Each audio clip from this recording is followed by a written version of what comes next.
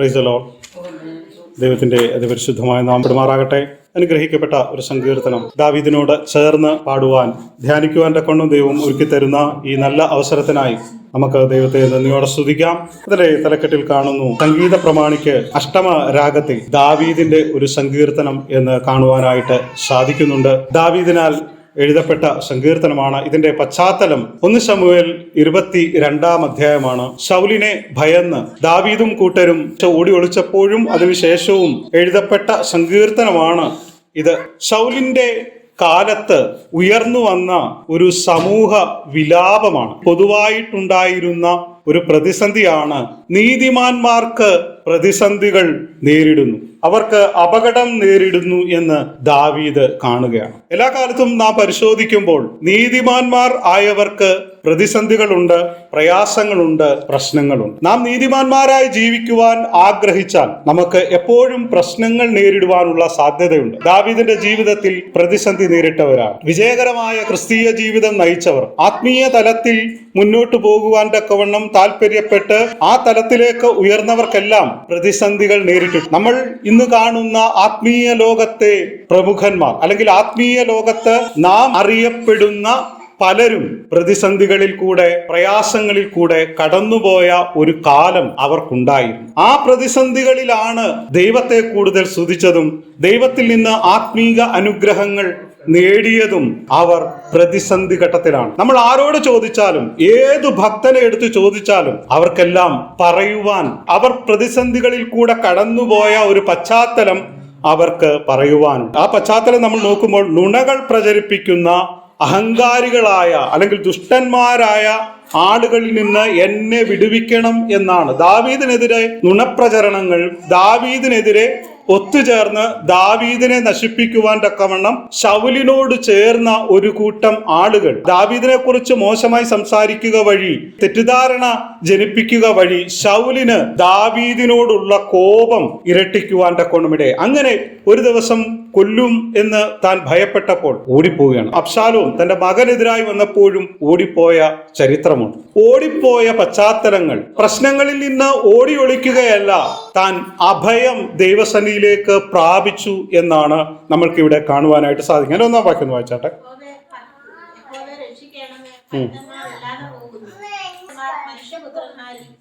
യഹോവേ രക്ഷിക്കണമേ, ഭക്തന്മാർ ഇല്ലാതെ പോകും. ഈ കാലഘട്ടത്തിൽ നമുക്ക് പ്രാർത്ഥിക്കുവാനുള്ള ഒരു കാര്യമാണ്, എല്ലാ കാലത്തും പ്രാർത്ഥിക്കുവാനുള്ള ഒരു കാര്യമാണ്, ഭക്തന്മാർ ഇല്ലാതെ പോകുന്നു. നമ്മൾ ചുറ്റുവട്ടത്ത് നോക്കുമ്പോൾ ഭക്തരാണെന്ന് പറയുന്ന പലരും അഭക്തിയിൽ ജീവിക്കുമ്പോൾ, അല്ലെങ്കിൽ നമ്മൾ നോക്കുമ്പോൾ ഭക്തന്മാർ കുറഞ്ഞുകൊണ്ടിരിക്കുന്ന ഒരു കാലഘട്ടമായി നമ്മൾ ചിന്തിക്കുമ്പോൾ നമ്മൾക്കും പ്രാർത്ഥിക്കുവാൻ തക്കവണ്ണം കഴിയണം. കർത്താവേ രക്ഷിക്കണമേ, ഭക്തന്മാർ കുറഞ്ഞു പോകുന്നു.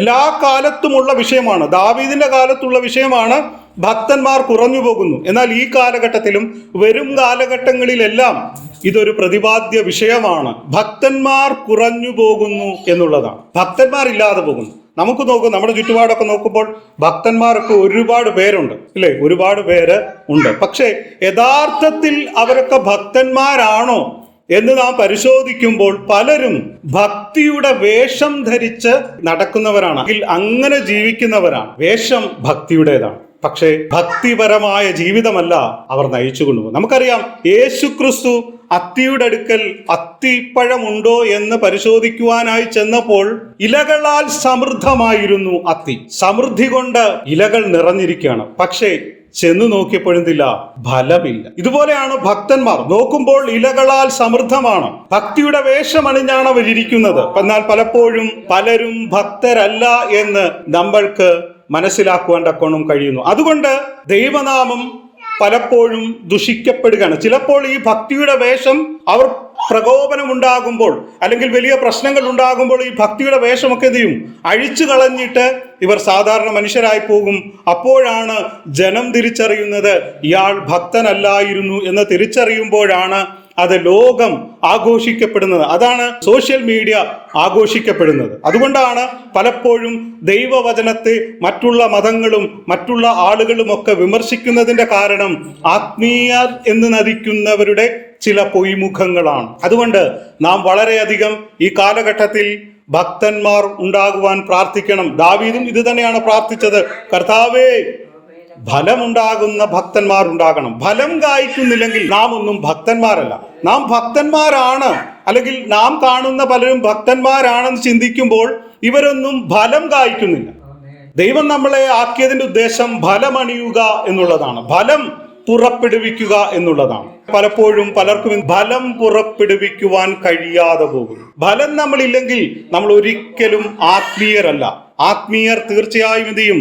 ഫലം കായ്ക്കും. ഭക്തന്മാർ ഇല്ലാതെ പോകുന്നതിന്റെ മറ്റൊരു കാരണം ഭക്തന്മാർ തന്നെയാണ്. ഭക്തന്മാർ അഭിനയിച്ച് അങ്ങനെ അവർ പോകുന്നത് കൊണ്ട് പലപ്പോഴും മറ്റു ഭക്തന്മാർ യഥാർത്ഥ ഭക്തന്മാർക്കും ഇവരൊരു തലവേദനയായി. അങ്ങനെ അവരുടെ ഭക്തി ചോർന്നു പോകുന്ന, അല്ലെങ്കിൽ ഭക്തിയെ ചോദ്യം ചെയ്യുന്ന പ്രതിസന്ധികൾ ഉണ്ടാകുമ്പോൾ ഭക്തന്മാർ ഇല്ലാതെ പോകും. ഇന്നത്തെ നാം പരിശോധിക്കുമ്പോൾ ഭക്തന്മാരെല്ലാം ശക്തന്മാരായി. എങ്ങനെ ശക്തന്മാരായി? സാമ്പത്തിക ശക്തന്മാരായി. ഭക്തന്മാർ എന്നും പറയുന്ന പലരും ശക്തന്മാരായി. പക്ഷെ എങ്ങനെ ശക്തന്മാരായി? ആത്മീക ശക്തന്മാരായില്ല, ദൈവത്താൽ ശക്തന്മാരായില്ല, സാമ്പത്തിക ശക്തന്മാരായി. അതുകൊണ്ട് ആ സാമ്പത്തിക ശക്തിയിൽ അവരങ്ങനെ ജീവിക്കുകയാണ്. അപ്പോൾ ആത്മീയ തലത്തിലേക്ക് അവർക്ക് ഇറങ്ങി വരുവാൻ കഴിയാതെ സാമ്പത്തികമായ ശക്തിയാൽ അവർ നിൽക്കുമ്പോൾ ഒരു ചൂണ്ടുപലകയാണ്. ദൈവസന്നിധിയിൽ വന്നാൽ ഞാനും ഇതുപോലെ സമ്പന്നനാകും എന്ന് മറ്റുള്ളവരെ തെറ്റിദ്ധരിപ്പിക്കുന്ന തലത്തിലേക്ക് അവർ വളർന്നു നിൽക്കുമ്പോൾ അവർ പ്രസംഗിക്കുന്നത് എന്താണ്? ഞാൻ കർത്താവിനെ അറിഞ്ഞു സേവിച്ചത് കൊണ്ട് ദൈവം എന്നെ സാമ്പത്തികമായി അനുഗ്രഹിച്ചു. നിങ്ങളും ആ തലത്തിലേക്ക് വരികയാണെങ്കിൽ സാമ്പത്തിക നന്മ നിങ്ങൾക്കും ഉണ്ടാകും. സാമ്പത്തികം മാത്രം പ്രസംഗിക്കുന്ന ഭക്തന്മാരുണ്ട്. എന്നാൽ അങ്ങനെയുള്ള ഭക്തന്മാരെ ഒരു യഥാർത്ഥ ഭക്തന് തിരിച്ചറിയുവാൻ തക്കോണം കഴിയും. പഴയ നിയമത്തിൽ ഭക്തനായ യോബിന്റെ പുസ്തകം 4-ാം അധ്യായം 6-ാം വാക്യത്തിൽ ഇങ്ങനെയാ വായിക്കുന്നത്: നിന്റെ ഭക്തി നിന്റെ ആശ്രയമല്ലയോ എന്ന് പറഞ്ഞാൽ നിന്നിലുള്ള ദൈവഭക്തി നിനക്ക് ആത്മവിശ്വാസം നൽകുന്നില്ലേ? ഭക്തി ഇയ്യോബിന് ആത്മവിശ്വാസം നൽകുന്നതാണ്. ഇയ്യോബിന് ദൈവത്തോട് കൂടുതൽ അടുക്കുവാൻ തക്കവണ്ണം കാരണമാകുന്നത് ദൈവത്തോടുള്ള അവന്റെ ഭക്തിയാണ്. അവന്റെ ഭക്തി ഇല്ലാതാക്കുക എന്നുള്ളതായിരുന്നു പിശാചിന്റെ ലക്ഷ്യം അവന്റെ ഭക്തി ഇല്ലാതാക്കുക. അതിന് ആദ്യം അവന്റെ സമ്പാദ്യങ്ങളെ തൊട്ടു, പിന്നീട് തന്റെ മക്കളെ തൊട്ടു, തന്റെ കൂട്ടുകാരാൽ അവൻ പരിശോധനയിലേക്ക് പോയി. നിന്റെ തെറ്റുകൊണ്ടാണ് നിനക്ക് ഈ ദുസ്ഥിതി വന്നത് എന്ന് പറഞ്ഞ് അവനെ കുറ്റപ്പെടുത്തുവാൻ ശ്രമിച്ചു. അവസാനം യോബിന്റെ ഭാര്യ വരെ പറഞ്ഞു, നീ ഈ ഭക്തി ത്യജിച്ചു കളഞ്ഞ് മരണപ്പെടുക. എത്രത്തോളം രോഗം വന്നു, ദേഹം മുഴുവൻ വ്രണങ്ങളാൽ നിറഞ്ഞു. നമുക്കൊരു ചെറിയ മുറിവ് വന്നാൽ തന്നെ നമുക്കുണ്ടാകുന്ന ബുദ്ധിമുട്ടുകളും പ്രയാസങ്ങളും പ്രതിസന്ധികളും എന്തൊക്കെയാണ്. അങ്ങനെയുള്ള അവസ്ഥയിൽ സ്വന്തം മക്കളെല്ലാം നഷ്ടപ്പെട്ടു, വസ്തുവകകളെല്ലാം ധനികനായിരുന്നു, സമ്പത്തെല്ലാം നഷ്ടപ്പെട്ടു, കൂട്ടുകാർ എതിരു നിന്നു. മരണകരമായ അവസ്ഥയിലേക്ക് ഇയ്യോബ് പോയി. ഭാര്യയും തള്ളിപ്പറഞ്ഞു. അവൾ ആ സങ്കടം സഹിക്കാൻ വയ്യാതെ പറഞ്ഞതാണ്. അങ്ങനെ ആ അവസ്ഥയിലും ഇയ്യോബ് ഭക്തനായി നിന്നു. ഇയ്യോബിന്റെ ഭക്തിയെ കളയുവാൻ ആർക്കും കഴിയുകയില്ല.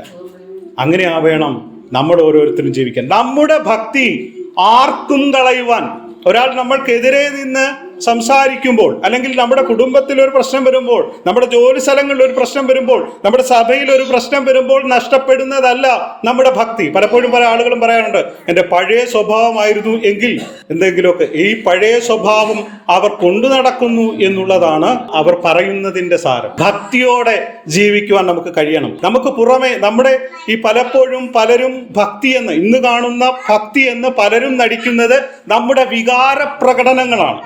ആരാധനയിലെ നമ്മളുടെ വികാര പ്രകടനങ്ങളാണ് ഭക്തി എന്ന് പലരും തെറ്റിത്. ആരാധനയിൽ വികാര പ്രകടനങ്ങളില്ല. നമ്മൾ പാട്ട് പാടുന്നു, കൈയടിക്കുന്നു, എല്ലാവരും കൈയടിക്കുന്നു. ആ കൂട്ടത്തിൽ വേണേ താളത്തിൽ കൈയടിക്കുവാൻ എല്ലാവർക്കും പറ്റും. നല്ലൊരു പാട്ട് കേട്ടാൽ നമുക്ക് പാട്ടിന്റെ ആഴങ്ങളിലേക്ക് ഇറങ്ങിച്ചെന്ന്, അത് ക്രിസ്തീയ പാട്ടോ സിനിമാ പാട്ടോ എന്തുമായിക്കോട്ടെ, ആ പാട്ടിൽ ഇറങ്ങിച്ചെന്ന് ആ ഒരു തലത്തിൽ, വികാരതലത്തിൽ വികാരതരമായി നമുക്ക് അത് ഉൾക്കൊള്ളുവാൻ തക്കവണ്ണം കഴിയും. അതല്ല ദൈവത്തിലുള്ള ഭക്തി എന്ന് പറയുമ്പോൾ നമ്മളിൽ പരിശുദ്ധാത്മാവിൽ സന്തോഷിക്കുകയാണ്. അത് നമ്മുടെ ഇന്ദ്രിയങ്ങളുമായി ബന്ധപ്പെടുന്നതിനേക്കാൾ ഉപരി നമ്മുടെ ആത്മീയ തലത്തിൽ വളരുന്നതാണ്.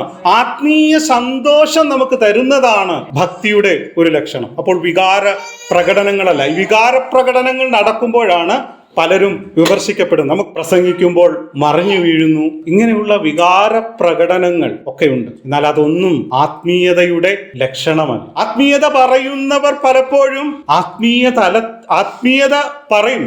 ഇപ്പൊ സ്റ്റേജിൽ നിന്ന് ഞാനിവിടെ ഭക്തി പറഞ്ഞാൽ ഞാൻ ഒരിക്കലും ഭക്തനാകണമെന്നില്ല.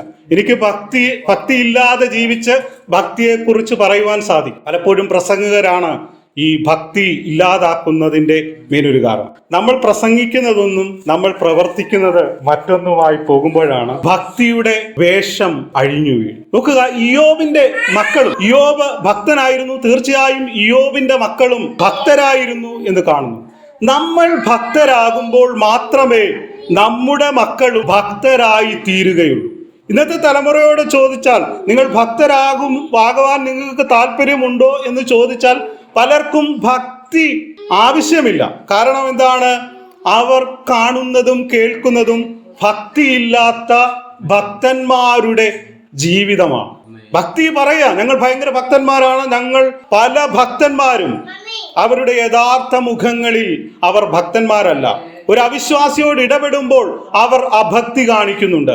അവർ ഈ ലോകത്തിന്റെ നയപരമായ രീതിയിലാണ് അവർ ഇടപെടുന്നത്. അതുകൊണ്ട് പലർക്കും ഭക്തന്മാരായി നമ്മുടെ തലമുറകളൊക്കെ, ഈ വളർന്നു വരുന്ന ജനറേഷനൊക്കെ ഇത് കണ്ടുകൊണ്ടിരിക്കുകയാണ്. സോഷ്യൽ മീഡിയ അവർക്ക് വലിയ വിശാലമായ കാഴ്ചയാണ് അവർക്ക് നൽകുന്നത്.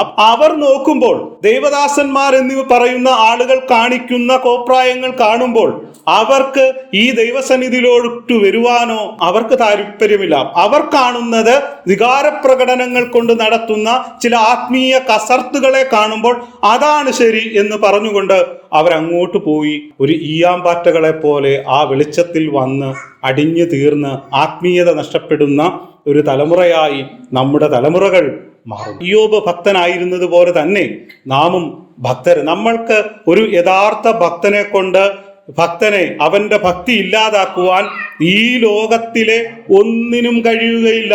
സമ്പത്തിനോ യാതൊരു പ്രലോഭനങ്ങൾക്കോ ഒന്നും കഴിയുകയില്ല എന്ന് നാം മനസ്സിലാക്കണം. അപ്പോൾ ഭക്തന്മാരായി ജീവിക്കുക. നമുക്കറിയാം, ഏലിയാവിന് നമ്മൾ നോക്കുമ്പോൾ ഇവിടെ ജനമെല്ലാം ഭക്തിയില്ലാത്തവരായി പോകുന്നു എന്ന് ചിന്തിക്കുന്ന തലത്തിൽ നമ്മൾ ആയിപ്പോകാറുണ്ട്. കർത്താവ് ഇതെന്തോ ഇവർ കാണിക്കുന്നത്, ഈ ആത്മീയത എന്ന് പറഞ്ഞുകൊണ്ട് ഭക്തി എന്ന് പറഞ്ഞുകൊണ്ട് കാണിക്കുന്ന ഈ കാര്യങ്ങളൊക്കെ ഇങ്ങനെ കാണുമ്പോൾ ജനമെല്ലാം അങ്ങോട്ട് പോവുകയാണല്ലോ, യഥാർത്ഥ ഭക്തന്മാരില്ലാതാകുന്നുവല്ലോ എന്ന് നമ്മൾ ചിന്തിക്കും. ദാവീദും അങ്ങനെ തന്നെയാണ് ചിന്തിച്ചത്. അങ്ങനെ തന്നെ ചിന്തിച്ചു. ഏലിയാവിന് ഇസബേൽ തട്ടിക്കളയുമെന്ന് പറഞ്ഞപ്പോൾ ഓടി മരുഭൂമിയിൽ പോയി. 1 രാജാക്കന്മാർ 19-ാം അധ്യായം 10-ാം വാക്യത്തിൽ കാണുന്നു. ഓടിപ്പോയി, മരുഭൂമിയിലോട്ട് ഓടിപ്പോയി. അവിടെ ചെന്നിട്ട് കർത്താവ് വിളിച്ചപ്പോൾ പറഞ്ഞു, ഞാൻ ഒരുത്തൻ മാത്രമേ ഭക്തനായിട്ടുള്ളെന്ന് പറഞ്ഞു. ബാക്കി എല്ലാവരും എന്ത് ചെയ്തു? ഇസബേൽ കൊന്നുകളഞ്ഞു. ബാലിന് മുട്ടുമടക്കാത്ത ഒരേ ഒരാൾ ഞാൻ മാത്രമേ ഉള്ളൂ എന്നാണ് ഏലിയാവ് പറഞ്ഞത്. കർത്താവ് പറയാണ്, ബാലിന് മുട്ടുമടക്കാത്ത 7000 പേരെ എനിക്കുണ്ട് എന്ന് പറയും. എപ്പോഴും നാം അറിയാത്ത, നമ്മൾക്ക് ചിന്തിക്കുവാൻ കഴിയാത്ത ഒരു കൂട്ടത്തെ ദൈവം ഈ ലോകത്തിന്റെ എല്ലായിടത്തും സൂക്ഷിച്ചിട്ടുണ്ട്. നാം മറന്നു പോകരുത്. നമ്മൾ കാണുമ്പോൾ നമ്മുടെ ചുറ്റുവട്ടത്തും പലരും ഭക്തരല്ല. എന്നാൽ ഭക്തന്മാരായ വലിയൊരു കൂട്ടത്തെ ദൈവം സൂക്ഷിച്ചു വെക്കുന്നുണ്ട്. ഞാൻ മാത്രമേ ഭക്തനുള്ളൂ എന്ന് അഹങ്കരിക്കുന്നതും, ഞാൻ മാത്രമേ ഉള്ളല്ലോ കർത്താവേ ഇവിടെ ഭക്തനായി എന്ന് സങ്കടപ്പെടുന്നതും തെറ്റാണ്. നമ്മൾ മാത്രമല്ല ഭക്തന്മാർ.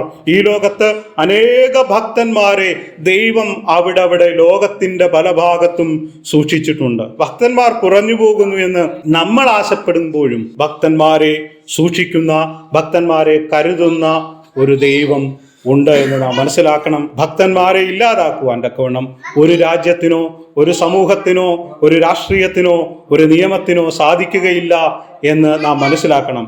മഹാത്മാഗാന്ധി ഒരിക്കൽ പറഞ്ഞു എന്നാ പറയുന്നത്, ക്രിസ്ത്യാനികളെ വിട്ടേര്, അവര് അങ്ങനെ അങ്ങ് നശിച്ചു പോകും എന്ന് പറഞ്ഞാൽ, ക്രിസ്ത്യാനികൾ എന്ന് പറയുമ്പോൾ ക്രിസ്തു വിശ്വാസികൾക്ക് എതിരെ അവരെ പ്രകോപിപ്പിച്ചു കഴിഞ്ഞാൽ, അവരെ ദുഃഖിപ്പിച്ചാൽ, അവർക്ക് പ്രതിസന്ധി ഇട്ടാൽ അവർ വളരുകയുള്ളൂ. അപ്പോൾ പ്രതിസന്ധികൾ വരുംതോറും, പ്രയാസങ്ങൾ വരുംതോറും വളരുന്നതാണ് ക്രിസ്തീയ വിശ്വാസങ്ങൾ. ഹല്ലേലൂയ. ക്രിസ്തീയ സമൂഹം, വിശ്വാസ സമൂഹം. അപ്പോൾ നാം മനസ്സിലാക്കണം, പ്രതിസന്ധികളിൽ നമുക്ക് വളരുവാനായിട്ട് സാധിക്കും. മാത്രമല്ല ഇവിടെ പറയുന്നു, വിശ്വസ്തന്മാർ മനുഷ്യപുത്രന്മാരിൽ കുറഞ്ഞിരിക്കുന്നു. ഭക്തന്മാർ കുറഞ്ഞു പോകുന്നു, മാത്രമല്ല വിശ്വസ്തന്മാരും എന്ത് ചെയ്യുന്നു? കുറഞ്ഞു പോയിരിക്കുന്നു. വിശ്വസ്തന്മാരെന്ന് കരുതുന്ന ആളുകളാണ്. ദാവീദിന് ഒരുപാട് വിശ്വസ്തന്മാരായ ആളുകൾ ഉണ്ടായിരുന്നു. അവരെല്ലാം ശൗലിനോട് ചേർന്നു. അപ്പോൾ ദാവീദ് വിലപിക്കുകയാണ്, വിശ്വസ്തന്മാർ മനുഷ്യപുത്രന്മാരിൽ കുറഞ്ഞുപോയി. നോക്കുക, ഈ വിശ്വസ്തന്മാർ എന്ന് പറയുന്ന ആളുകൾ തന്നെയാണ് ദാവീദിനോട് ചേർന്ന് നിന്നത്. എന്നാൽ ഒരു സുപ്രഭാതത്തിൽ അവരെല്ലാം വഞ്ചിക്കുകയായിരുന്നു. നമ്മുടെ നന്മയ്ക്ക് പറയുന്ന പല കാര്യങ്ങളും, നമ്മൾക്ക് എന്നും ഉണ്ടാകും എന്ന് നാം വിചാരിക്കുന്ന പല ബന്ധങ്ങളും പല കൂട്ടുകെട്ടുകളും നമ്മളെ വഞ്ചിക്കുന്നതാണ് എന്ന് നാം മനസ്സിലാക്കണം. അതൊരു ആത്മീയന് മാത്രമേ മനസ്സിലാക്കുവാൻ തക്കവണ്ണം കഴിയുന്നത്. അതുകൊണ്ടാണ് പരിശുദ്ധാത്മാവിനെ പ്രാപിക്കണം എന്ന് പറയുന്നത്. പരിശുദ്ധാത്മാവിനെ പ്രാപിക്കുമ്പോൾ നമ്മളോട് ചേർന്ന് നിൽക്കുന്നവൻ, നമുക്ക് അനുകൂലമായി സംസാരിക്കുന്നവൻ, നമ്മളോട് നമ്മുടെ ഗുണങ്ങൾക്ക് വേണ്ടി പറയുന്നതൊക്കെ അവരുടെ യഥാർത്ഥ സ്വഭാവം നമുക്ക് മനസ്സിലാക്കുവാൻ തക്കവണ്ണം കഴിയുന്നത് ഒരു ആത്മീയന് മാത്രമേ ഉള്ളൂ. അതുകൊണ്ട് നാം എന്ത് ചെയ്യണം? ആത്മീയരായി തീരണം. വിശ്വസ്തന്മാർ മനുഷ്യപുത്രന്മാരിൽ കുറഞ്ഞിരിക്കും. അടുത്ത 2-3 വാക്യങ്ങൾ.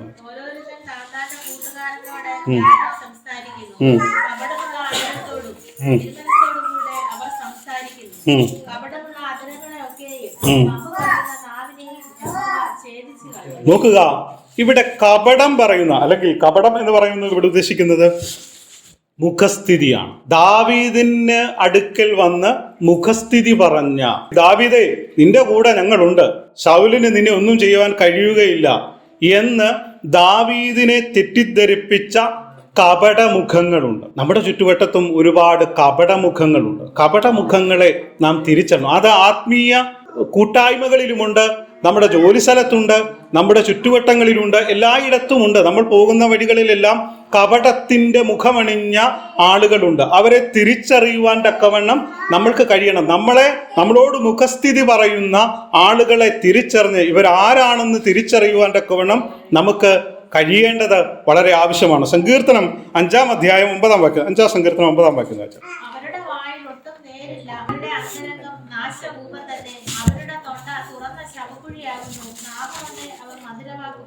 നാവുകൊണ്ട് നമ്മളെ പുകഴ്ത്തുക. മധുരവാക്ക് പറയുന്നവരെ അവരെങ്ങനെയാണ്?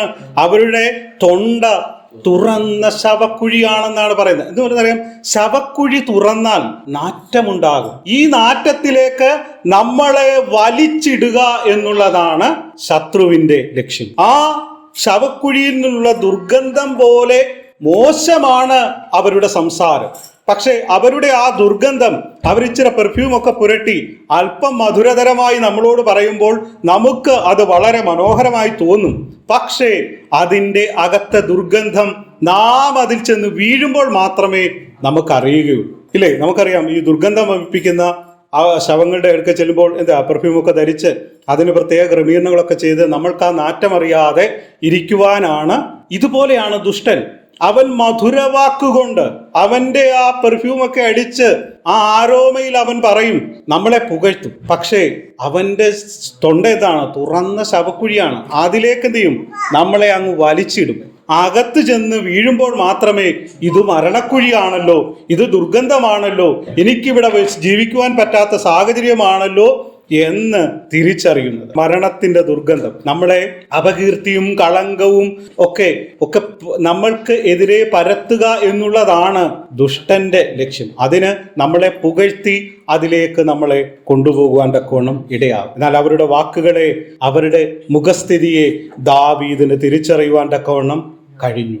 മുഖസ്ഥിതി നമ്മൾ മനസ്സിലാക്കുമ്പോൾ മുഖസ്ഥിതി സംഭാഷണമല്ല, സ്നേഹത്തോടു കൂടിയുള്ള ചതിയാണ് മുഖസ്ഥിതി. ആശയവിനിമയമല്ല മുഖസ്ഥിതി. നമ്മളെ ചതിക്കുന്നതാണ്. നമ്മളോടൊരാശയം പറഞ്ഞ് അത് ആശയം നമ്മളിലേക്ക് പകരുക എന്നുള്ളതല്ല, ചതിക്കുക എന്നുള്ളതാണ് കപടതയുടെ, ഈ മുഖസ്ഥിതിയുടെ ലക്ഷ്യം. സാത്താന്റെ ലക്ഷ്യം നമ്മളെ മുഖസ്ഥിതി കൊണ്ട് നമ്മളെ ചതിക്കുക. പിശാചിനെ നാം വളരെയധികം ശ്രദ്ധിക്കണം. നമ്മളിലേക്ക് ആത്മീയ നിഗളം കടന്നു വരുമ്പോൾ ഞാനാണ് ഏറ്റവും വലിയ ആരാധനക്കാരൻ, എനിക്കാണ് ദൈവവചനം അറിയാവുന്നത്, എനിക്കാണ് ദൈവത്തോട് കൂടുതൽ ബന്ധം, ഞാൻ പ്രാർത്ഥിക്കുന്ന വിഷയങ്ങൾക്ക് എല്ലാം മറുപടി ഉണ്ടാകുന്നു, എനിക്ക് ആത്മാവിൽ ആരാധിക്കുവാൻ തക്കവണ്ണം കഴിയും, മറ്റുള്ളവരെക്കാൾ കൂടുതൽ ആത്മീയമായി ആരാധിക്കുവാൻ കഴിയും എന്നുള്ള ചിന്താഗതികൾ, നിഗളങ്ങൾ നമ്മുടെ ഉള്ളിലേക്ക് വന്നിട്ട് ആത്മീയതയിൽ നമ്മളെ തളർത്തിക്കളയുവാൻ അല്ലെങ്കിൽ ആത്മീയതയിൽ നമ്മളെ ഇല്ലായ്മ ചെയ്യുവാൻ പിശാചിന് കഴിയും. അപ്പോൾ പിശാചിൻ്റെ പദ്ധതികളെ തിരിച്ചറിഞ്ഞ് വേണം നമ്മൾ മുന്നോട്ട് പോകുവാൻ. നമ്മുടെ സഭയിലും സമൂഹത്തിലും നമ്മൾ ചെല്ലുന്ന എല്ലായിടത്തും ഇത്തരം ആളുകളുണ്ട്. നമ്മുടെ അഭ്യുദയകാംക്ഷികളാണ് എന്നുള്ള തരത്തിലാണ് അവർ ഇടപെടുന്നത്. പക്ഷേ പലപ്പോഴും നമുക്കറിയാം, നമ്മളോട് നമ്മുടെ പല കാര്യങ്ങളും ഒക്കെ സംസാരിച്ചിട്ട് പറയും, നീ അങ്ങനെ ചെയ്തു, ഇങ്ങനെ ചെയ്തു, നീ നല്ലതാണ് എന്നൊക്കെ പറഞ്ഞിട്ട് നമ്മൾ അങ്ങോട്ട് മാറിക്കഴിയുമ്പോൾ അടുത്ത ആളോട് പറയും, നമ്മളെക്കുറിച്ച് കുറ്റം പറയും. നമ്മൾ ഒന്ന് പരിശോധിച്ചാൽ മതി.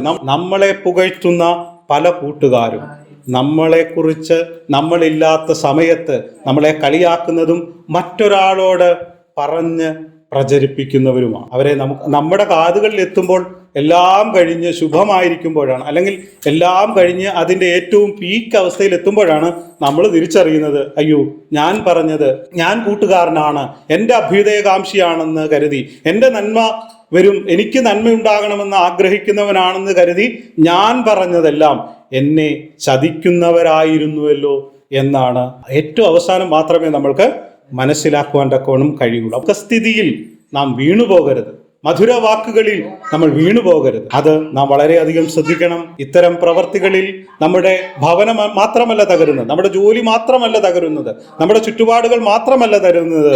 ദൈവരാജ്യത്തിന് എതിരാണ് ഇത്തരം മുഖസ്ഥിതികൾ പറയുന്നതും കേൾക്കുന്നതും. ദൈവരാജ്യത്തിന് എതിരാണ്. അതുകൊണ്ട് നാം ഒരു ഭക്തന്മാരാകുക. നമ്മൾ ആത്മീയരാകുമ്പോൾ ഇങ്ങനെയുള്ളവരെയൊക്കെ തിരിച്ചറിയുവാൻ തക്കവണ്ണം നമുക്ക് കഴിയും. നമ്മളോട് മധുരവാക്ക് പറയുന്നവരെയൊക്കെ തിരിച്ചറിയുവാൻ പരിശുദ്ധാത്മാവ് നിങ്ങളുടെ അകത്തുണ്ടെങ്കിൽ അങ്ങനെയുള്ളവരെ തിരിച്ചറിയുവാൻ തക്കവണ്ണം കഴിയും. അത് 1-2 ദിവസങ്ങൾക്കുള്ളിൽ അല്ലെങ്കിൽ 1-2 സംസാരങ്ങൾക്കുള്ളിൽ നമുക്കത് തിരിച്ചറിയുവാൻ കഴിയും എന്നാണ് പറയുന്നത്. നരമാക്കുന്നത് വെച്ചാൽ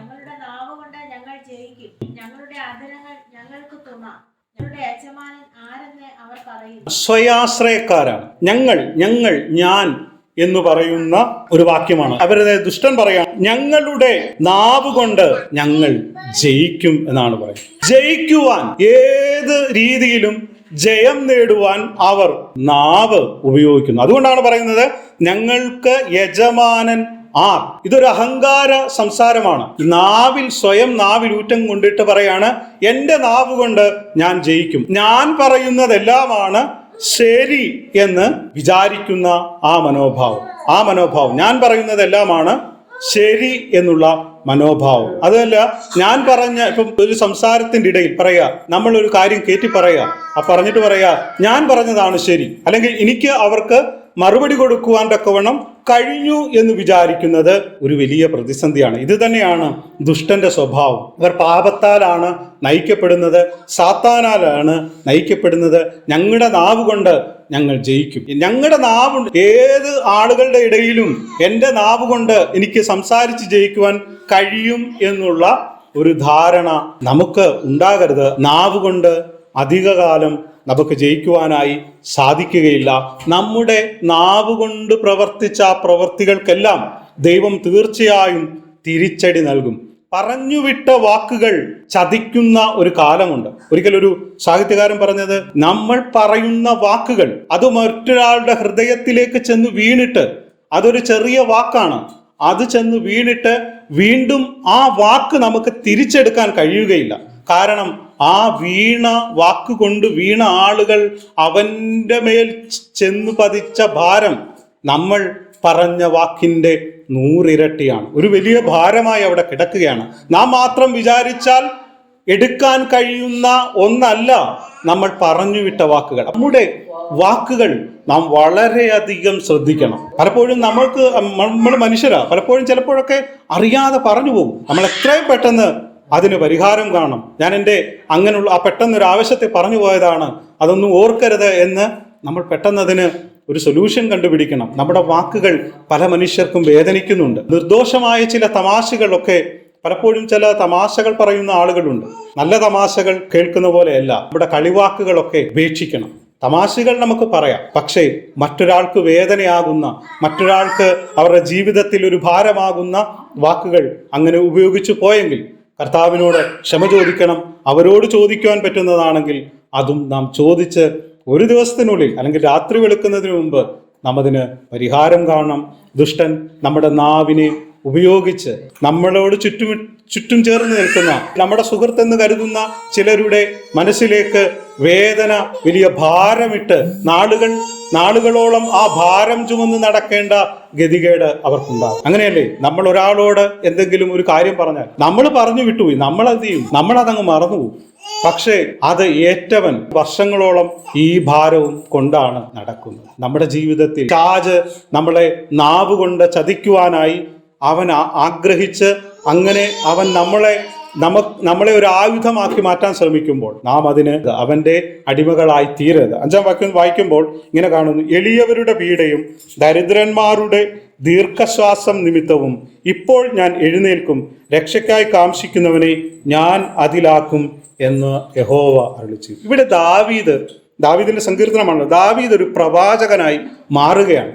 ദൈവം സംസാരിക്കുന്നത് പോലെ ദാവീദ് പ്രവചനാത്മാവിൽ പറയാണ്: ഇപ്പോൾ ഞാൻ എഴുന്നേൽക്കും, രക്ഷയ്ക്കായി കാംക്ഷിക്കുന്നവരെ ഞാൻ സംരക്ഷിക്കും. എളിയവരുടെ പീഡയും നിസ്സഹായരുടെ ദീർഘനിശ്വാസവും ദൈവം കേൾക്കുന്നു എന്നാണ് ഭക്തൻ ഇവിടെ പറയുന്നത്. വർദ്ധിച്ചു വരുന്ന ദുഷ്ടതയിൽ ഭക്തന് ദൈവത്തിന്റെ മറുപടിയാണ്. നിങ്ങൾ പ്രയാസപ്പെടുന്നു, പ്രതിസന്ധികളിലായിരിക്കുന്നു, ഒറ്റപ്പെട്ടു എന്ന് തോന്നുന്നു, ആ സമയത്ത് നമ്മൾക്ക് ആശ്വസിക്കുവാൻ ഒരു വാക്യമുണ്ട്: ഇപ്പോൾ ഞാൻ എഴുന്നേൽക്കും, രക്ഷയ്ക്കായി കാംക്ഷിക്കുന്നവനെ ഞാൻ സംരക്ഷിക്കും. മനുഷ്യന്റെ ശ്രമങ്ങളെല്ലാം പരാജയപ്പെടുന്ന ഒരു ഘട്ടത്തിൽ ശൗലിന്റെ പ്രതിസന്ധിയിൽ നിന്ന് തനിക്ക് ഓടി രക്ഷപ്പെടുന്ന തന്റെ അവസാന ഘട്ടത്തിൽ ദാവീദ് പറയാണ്: രക്ഷയ്ക്കായി കാംക്ഷിക്കുന്നവനെ ഞാൻ സംരക്ഷിക്കും. ഏത് പ്രതിസന്ധി ഘട്ടത്തിലാണെങ്കിൽ ഒരു ഭക്തൻ അകപ്പെട്ടാൽ അവനെ ദൈവം സഹായിക്കുവാൻ എഴുന്നേൽക്കും. അത് ദൈവത്തിന്റെ വാഗ്ദത്തമാണ്. ഭക്തന്മാർക്ക് എതിരെ പ്രതിസന്ധികൾ ഉണ്ടായാൽ, പ്രയാസങ്ങൾ ഉണ്ടായാൽ, അതിൻ്റെ ഏറ്റവും അവസാന സമയത്ത് എന്ത് ചെയ്യും? ദൈവം, അവസാന സമയം എന്നല്ല, ഭക്തന് ആവശ്യമായിരിക്കുന്ന സമയത്ത് ദൈവം എഴുന്നേറ്റ് ദൈവം പ്രവർത്തിക്കും എന്നാണ് പറയുന്നത്. അടുത്ത വാക്യത്തിലേക്ക് വരുമ്പോൾ: യഹോവയുടെ വചനങ്ങൾ നിർമ്മല വചനങ്ങളാകുന്നു, നിലത്ത് ഉലയിൽ ഉരുക്കി 7 പ്രാവശ്യം ശുദ്ധി ചെയ്ത വെള്ളി പോലെ തന്നെ. ദൈവവചനത്തെക്കുറിച്ച് നമ്മൾ ഒരുപാട് ചിന്തിച്ചിട്ടുണ്ട്. ഇവിടെ പറയാണ് ദൈവവചനം വെള്ളി പോലെ 7 പ്രാവശ്യം ശുദ്ധി. 7 പ്രാവശ്യം എന്ന് ബൈബിളിൽ കാണുമ്പോഴെല്ലാം അതൊരു പൂർണ്ണതയുടെ സംഖ്യയാണ് എന്ന് നാം മനസ്സിലാക്കണം. ബൈബിളിൽ 7 എന്നൊക്കെ കാണുന്നത് പൂർണ്ണതയുടെ സംഖ്യ. ഏറ്റവും പൂർണ്ണമായത്, ഏറ്റവും ശുദ്ധി ചെയ്യാൻ പറ്റുന്നതിൻ്റെ അത്രയും ദൈവവചനം ശുദ്ധി ചെയ്തു. ലോകത്തിന് അതായത് ഒരു മനുഷ്യന്റെ പ്രതിസന്ധികളിലാണ് ദൈവവചനത്തിന് മാറ്റുകൂട്ടുന്നത്. ദൈവവചനത്തിന് മാറ്റില്ലെന്നല്ല, ഒരു മനുഷ്യനെ സംബന്ധിച്ച് അവന്റെ വ്യക്തി ജീവിതത്തിൽ, അവന്റെ സമൂഹത്തിൽ, അവന്റെ ഭവനത്തിൽ അതിന് മാറ്റുകൂട്ടുന്നത് അവന്റെ പ്രതിസന്ധികളിൽ കൂടെ കടന്നു പോകുമ്പോഴാണ്. അങ്ങനെ പ്രതിസന്ധികളിൽ കൂടെ കടന്ന് മാറ്റുകൂട്ടിയവർക്ക് മാത്രമേ ഭക്തനാകുവാൻ തക്കവണ്ണം കഴിയുകയുള്ളൂ. പ്രതിസന്ധികൾ നിങ്ങൾക്ക് വന്നിട്ടില്ലെങ്കിൽ, പ്രയാസങ്ങൾ ആത്മീയ തലത്തിൽ പ്രതിസന്ധികൾ നിങ്ങൾക്ക് വന്നിട്ടില്ലെങ്കിൽ, പ്രയാസങ്ങൾ നിങ്ങൾക്ക് വന്നിട്ടില്ലെങ്കിൽ നിങ്ങൾ ഭക്തന്മാരല്ല എന്നാണ് മനസ്സിലാക്കേണ്ടത്. അതായത് ദൈവനാമത്തിനു വേണ്ടി നിങ്ങൾക്കൊരു ദുഷിതുവരെ കേട്ടിട്ടില്ലെങ്കിൽ, ദൈവനാമം പ്രതി നിങ്ങൾക്കൊരു സങ്കടം വന്നിട്ടില്ലെങ്കിൽ, ദൈവനാമം പ്രതി മറ്റൊരു പ്രശ്നം നിങ്ങൾക്ക് വന്നിട്ടില്ലെങ്കിൽ നാം ഭക്തരല്ല. ഭക്തന്മാർക്ക് എപ്പോഴും പ്രശ്നങ്ങളും പ്രതിസന്ധികളും ഇടയ്ക്കിടയ്ക്ക് ഉണ്ടാകാറുണ്ട്, ഉയരങ്ങൾ ഉണ്ടാകാറുണ്ട്. അത് എന്താണ്, ഒരു ഗ്രാഫ് വരയ്ക്കുന്നത് പോലെ അത് ഇറങ്ങിയും താണുമൊക്കെ കയറിയും ഒക്കെ പോകുന്നതാണ്. അപ്പോൾ അങ്ങനെയാണ് ഒരു ഭക്തന്. ഇങ്ങനെ എല്ലാം ക്ലിയറായി ഇങ്ങനെ നിരന്നു പോകുന്ന, ഒരു പ്രശ്നമില്ലാതെ ജീവിതം നിങ്ങൾക്ക് പോകുന്നുണ്ടെങ്കിൽ നിങ്ങൾ ഭക്തന്മാരല്ല. നമ്മൾ ഭക്തന്മാരല്ല.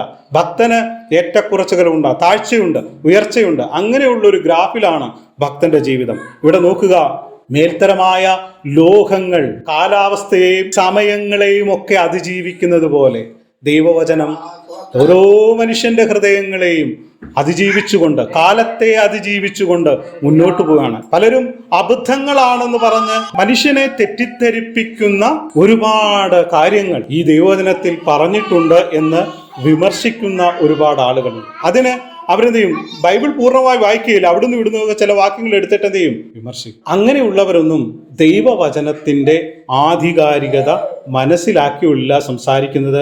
അതുകൊണ്ട് അങ്ങനെയുള്ള വാക്കുകളിൽ നാം വിശ്വസിച്ചു പോകരുത്, നാം വീണു പോകരുത്. നമുക്കറിയാം, ഒരുപാട് നിരീശ്വരവാദ സമൂഹങ്ങളുണ്ട്. അവരൊക്കെ പലപ്പോഴും ദൈവവചനത്തിൽ ഒരു വാക്യം എടുത്തിട്ട് അതിന്റെ മുൻപോ പിൻപോ ഒന്നും നോക്കാതെ അതിനെ പറയുന്ന ആളുകൾ. നാം അതിലൊന്നും വീണു പോകുവാൻ തക്കവണ്ണം ഇടയാകരുത്. ദൈവവചനങ്ങൾ നമ്മൾ ആദ്യം വായിച്ച 3-4 വാക്യങ്ങളിൽ പരാമർശിക്കുന്ന ആളുകൾക്കുള്ളതല്ല ദൈവവചനം. ഭക്തന്മാർക്ക് ധ്യാനിക്കുവാനുള്ളതാണ്, ആശ്വസിക്കുവാനുള്ളതാണ്, അടുത്ത ചുവട് മുൻപോട്ട് വെക്കുവാനുള്ളതാണ് ദൈവവചനം. നമ്മളെ നിയന്ത്രിച്ചു കൊണ്ടുപോകുന്ന ക്രിസ്തു എന്ന ലക്ഷ്യത്തിലേക്ക് നമ്മളെ അടുപ്പിക്കുന്നതാണ് ദൈവവചനം. 7-ാം വാക്യത്തിൽ വായിക്കുന്നു, യഹോവേ നീ അവരെ കാത്തുകൊള്ളും, ഈ തലമുറയിൽ നീ അവരെ എന്നും സൂക്ഷിക്കും.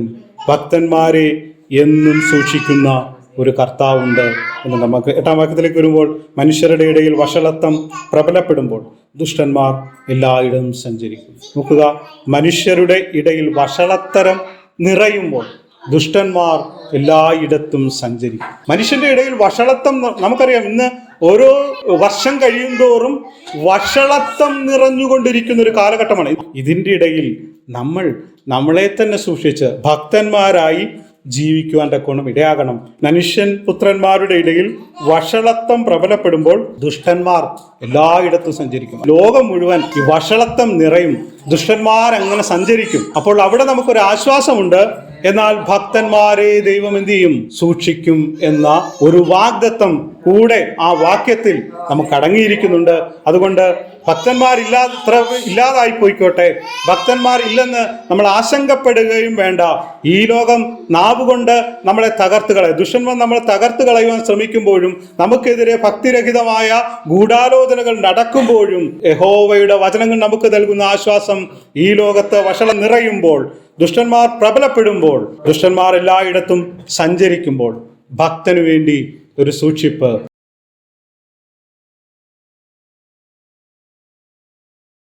ഭക്തനു വേണ്ടി ഒരു കരുതൽ ദൈവം എന്നും ഒരുക്കിയിട്ടുണ്ട്.